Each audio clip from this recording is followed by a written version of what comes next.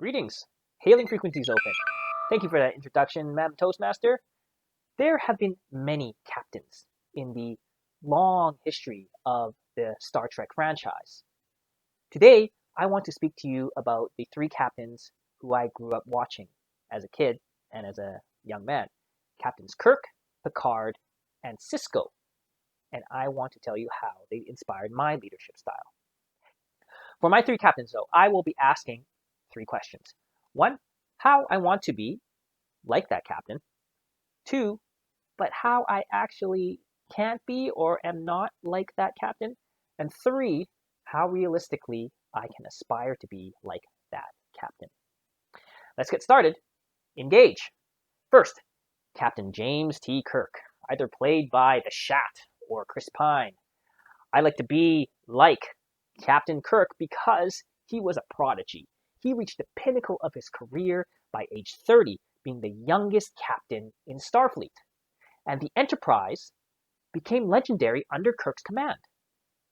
Just as an example, in the episode Balance of Terror, we saw how Captain Kirk's instincts and confidence led his crew to a decisive victory against an unknown enemy.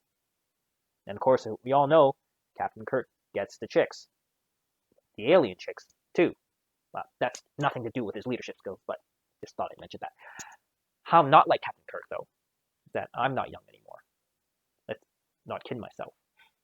I did not reach the pinnacle of my career by age 30. In fact, I'm still figuring it out. But I have a small, humble team in my practice in a shared office space. How am I like Captain Kirk, though? I asked my wife that question, and she gave me two words. Kobayashi Maru. Not familiar with that? It was a simulation, a no-win scenario.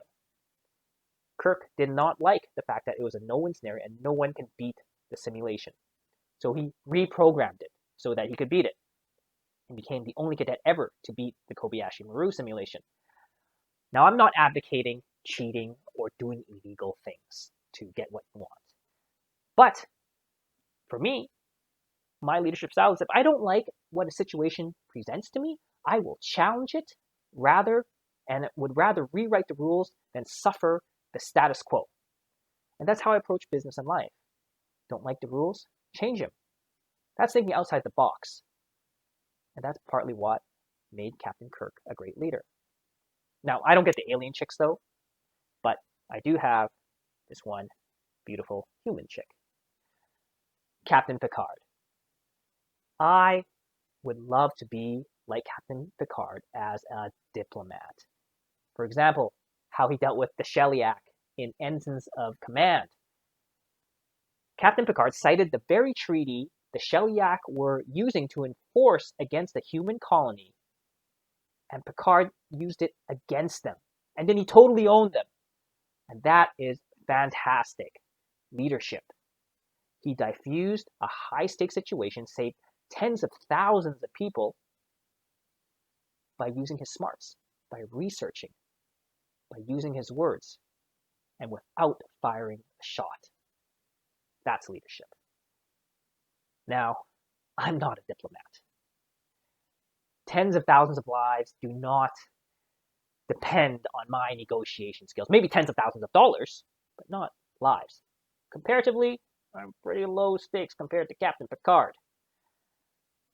How I am like Captain Picard, though, is that, man, can I come up with a good speech.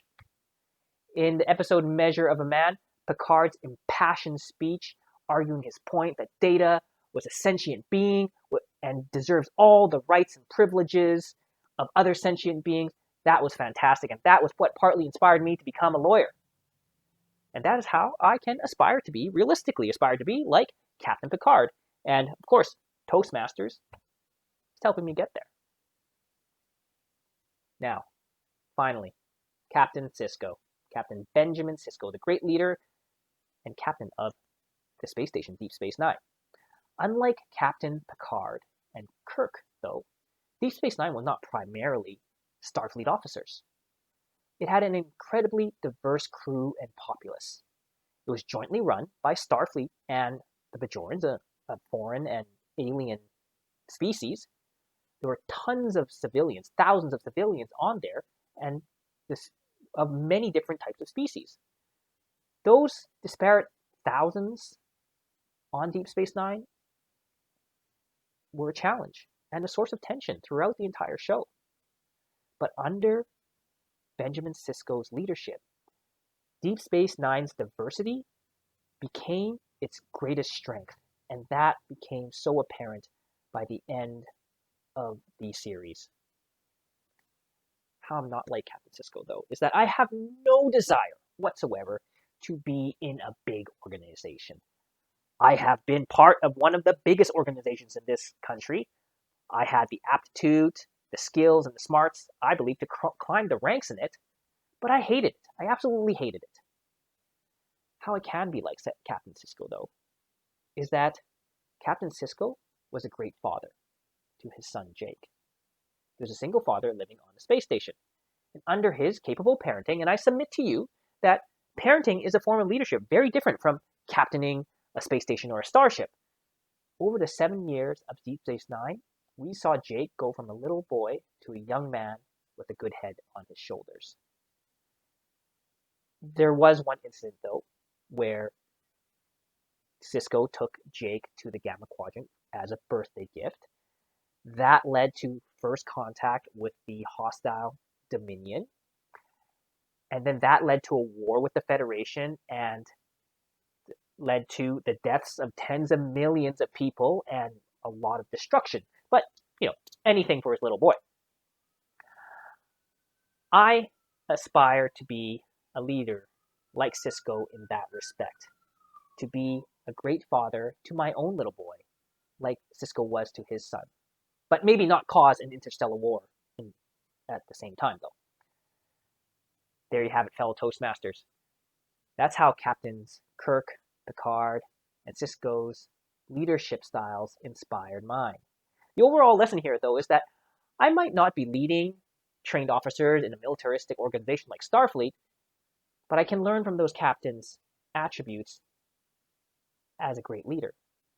Persuasiveness, assertiveness, being a good listener, being able to show compassion and empathy, and maybe even being a good father. Captain Pang out. Live long and prosper.